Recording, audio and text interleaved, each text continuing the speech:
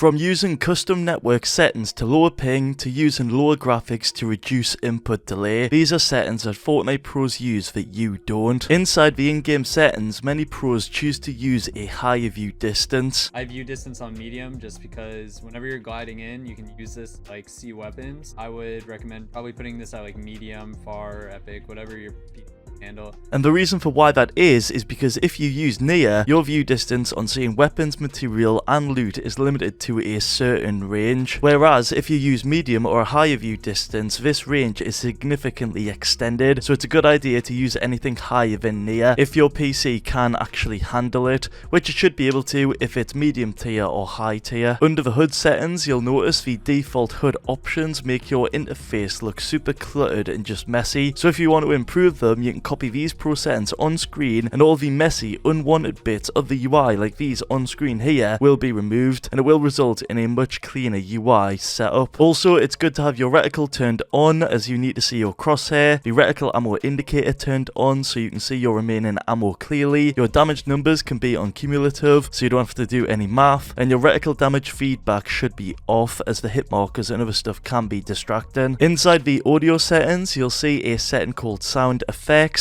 which pros like Bugger and Canada both have turned on as you can see on screen, but under this setting, under the description itself, you'll see that it can actually decrease performance. However, if you try both of them in game and you actually compare the two in terms of listening to them, you'll notice that having the sound quality on high is night and day better. Like, the sound quality is just overall a higher quality and sounds a lot better, so locating enemies can be way more easier. However, with the setting decreasing performance, a lot of people do have this on low, but no, you should definitely have this on high if you haven't already, like the pros do here. Also, down from that setting, you'll see something called subtitles. If you click into that setting, you want to make sure that these are turned off. The text is on extra small, the text color is on white, the text border is on none, and the background opacity is on clear. What this will do is it will result in the NPC speech/subtitles in game to be optimized, which can give you a slight FPS boost. If you go on your desktop and press the Windows key plus R, then type %sign local update, a %sign in the run box right here, then click on the Fortnite game folder, the save folder, config folder, Windows client, then inside of that you'll see the game user settings config file. Inside of this file you can add a custom stretched resolution, which is very popular and is something a lot of pros like to do. You've got the choice of any of these popular FPS boosting ones, or on the other side you've got the general popular ones at the minute. Whichever you do choose to use will benefit you, as one of the advantages is getting a bigger hitbox, which can make enemies easier to hit, and the other advantage is getting more FPS as the pixels are reduced, so your PC will have an easier time running the game. In Google, type in Nvidia Inspector and click on this link. It's 100% free to use and is safe. After installing, if you go to the top left and search in Fortnite and click it, it should appear with a green bar, and that's when you know you've actually got it selected properly. If you scroll down to the anti-aliasing tab and set the transparency super sample into this on screen, then underneath where it says texture filtering, set that to off, and the other settings on screen right here to 3+. Oh, then also make sure the quality is set to high quality. This will result in your game now having ultra low graphics, or also known as potato graphics. And what these graphics will do is they'll significantly boost your FPS, as the game looks like this. It looks really bad, so it's obviously really easy to render, but on top of that it'll also make your game have less input delay. I'm actually considering on staying on this, because it actually feels really good to play on this.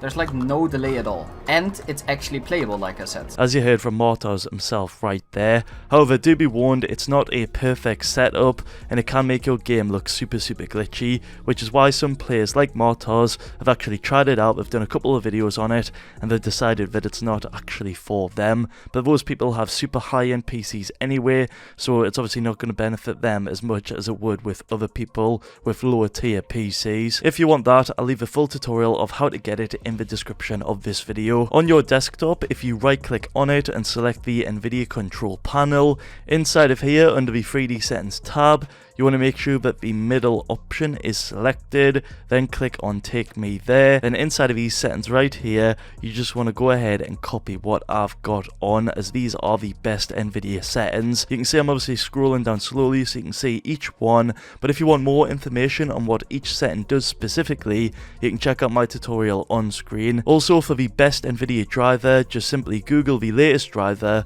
or download an older one like any of these great ones on screen right here. If you open up the Epic Games launcher and make sure both of these settings right here, the free game notifications, are disabled, then scroll down to the bottom and enter these commands in on screen. That's LANPLAY. This tells the engine not to cap client bandwidth when connecting to servers, which can help reduce network latency. There's NOSPLASH. This disables the use of a splash image when loading in the game, which can speed up loading times. And there's use all available cores, which forces the use of all available cores, which can significantly boost FPS. I'll have a full copy and paste of all of these in the description below. Also, on your desktop, press the Windows key plus R, type in %sign local updated %sign, navigate through these windows that are on screen right here, and open up the engine config file. And if you paste in this exact code, which will also be in the description below, and save it, whatever your download speed / ping was before this tutorial should be massively reduced after doing these steps.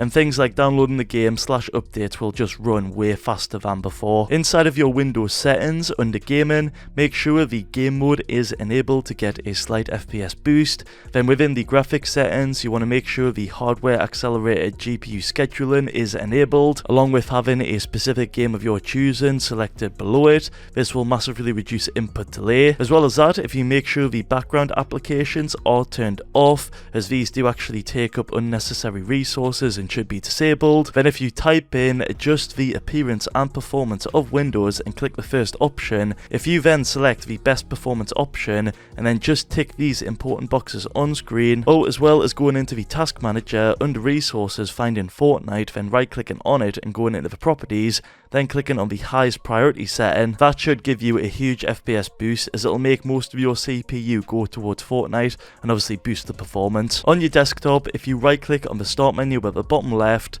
then click on network connections, under the advanced selection, if you click on the adapter options, you will see your main network. For me, it's obviously my Ethernet connection right here. If you right click on the properties section and find the IPv4 option right here, it should be ticked. Click on the properties.